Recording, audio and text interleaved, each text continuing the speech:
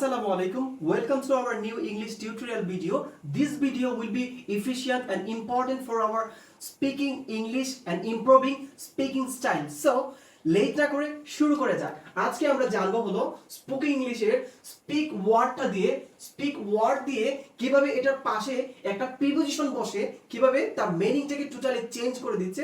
আজকে সেই বিষয়টা সম্পর্কে আমরা অবগত হব। তাহলে আমরা দেখব স্পিকের সাথে এই চারটা প্রিপোজিশন বসে টোটালি তার মিনিংটা কিন্তু চেঞ্জ করে দিচ্ছে। তাহলে সেটা কি, যেমন স্পিকের সাথে যদি আমরা ফর যুক্ত করি তাহলে হয় স্পিকের সাথে ফর যুক্ত হয়ে কি হয়, টোটাল বডি বা ওয়ার্ডটা চেঞ্জ হয়ে যায়। স্পিক মানে তো সাধারণভাবে আমরা বুঝি কথা বলা, কিন্তু স্পিকের সাথে যখন ফর যুক্ত হবে তখন হবে সাক্ষ্য দেয়া। ঠিক আছে, যদি এটা আমরা ফুল একটা বাক্য বা সেন্টেন্স গঠন করি তাহলে কি হবে, যদি করি এটা অন করছিলেন, I cannot speak for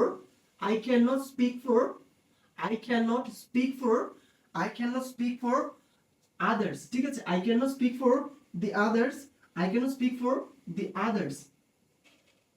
ঠিক আছে, সাক্ষ্য দেয়, I cannot speak for others. আমি অন্যদের জন্য সাক্ষ্য দিতে পারবো না। I cannot speak for, আমি অন্যদের জন্য সাক্ষ্য দিতে পারি না। ঠিক আছে, তাহলে স্পিকের সাথে যদি আউট ওয়ার্ডটা যুক্ত হয় তখন তার মিনিং হয়ে যাচ্ছে প্রতিবাদ করা, অর্থ এগেইনস্ট অপে রুলস এন্ড রেগুলেশনস এর এগেইনস্ট, রুলস এন্ড রেগুলেশনের বিপক্ষে যাও। তাহলে স্পিক আউট অর্থ হয় এগেইনস্ট বা প্রতিবাদ করা। He speak out against the school policy. তাহলে আমরা বাক্যটা দিতে পারি he or she, he speaks, he যেহেতু আছে সো স্পিকের সাথে এস যুক্ত হবে, he speaks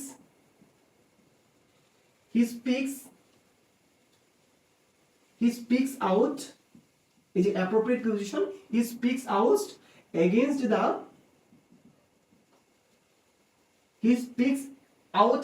the university system policy, university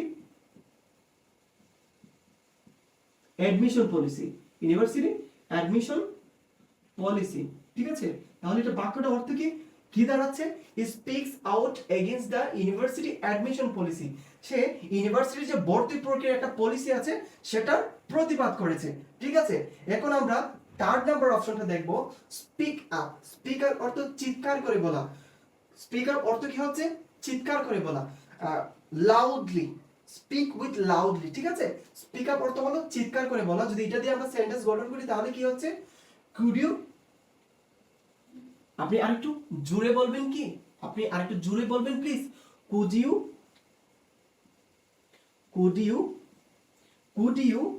আমরা লাউডলি ইউজ না করে স্পিক আপ ইউজ করব। Could you speak up please, আপনি আরেকটু জোরে বলবেন please. I cannot hear the sound, I cannot hear the tutorial sound, okay। এখন লাস্ট নাম্বার হলো স্পিক টু, কাউকে বলা। ঠিক আছে, স্পিক টু কাউকে বলা। তাহলে স্পিক টু যদি আমরা স্পিকের সাথে টু যুক্ত হয় হলো বলা। ঠিক আছে, নরমালি বলা। তাহলে আমি এটা সেন্টেন্স গঠন করতে পারি, I speak to the personal information